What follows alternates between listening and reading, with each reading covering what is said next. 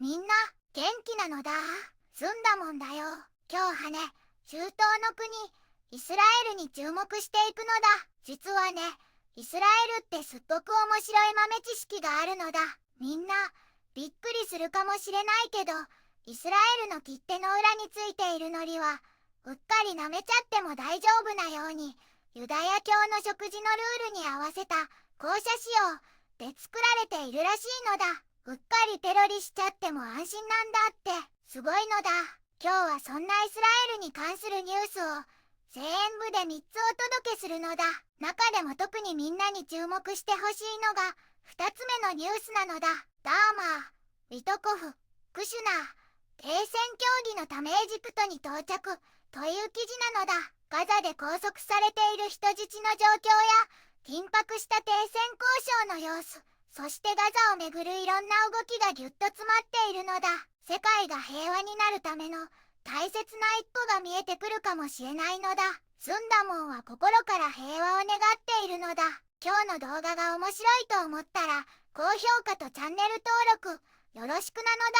それじゃあ今日も一緒に世界のニュース見ていくのだ。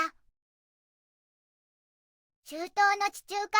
東岸に位置するイスラエルは歴史と信仰が深く根ざした国なのだ。聖地エルサレムが首都で、ユダヤ教、キリスト教、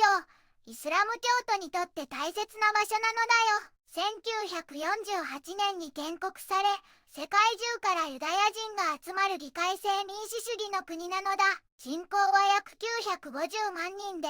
小さな国土ながらスタートアップ国家と呼ばれるほどハイテク産業が盛んなのだ。情報技術やサイバーセキュリティ、考え技術を使った農業など多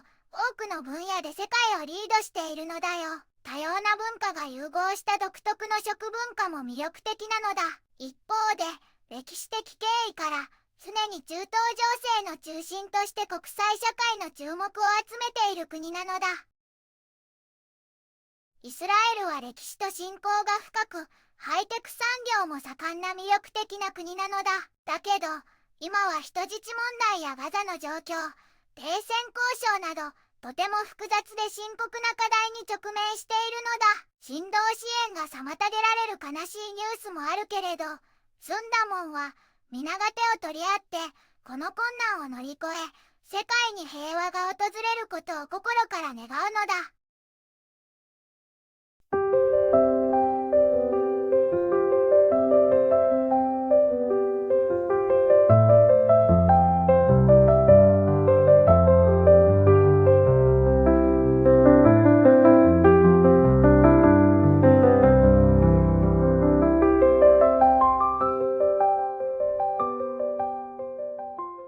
こんにちはなのだ。この番組では世界のあまり知られていない国や地域からちょっと不思議でちょっと感動するニュースをお届けするのだ。日本ではあまり話題にならないけど、世界には僕たちが知らないままの出来事や優しさや驚きに満ちた物語がたくさんあるのだよ。テレビでもネットでもあまり見かけないけれど、本当はもっと伝えられるべき小さな世界の声、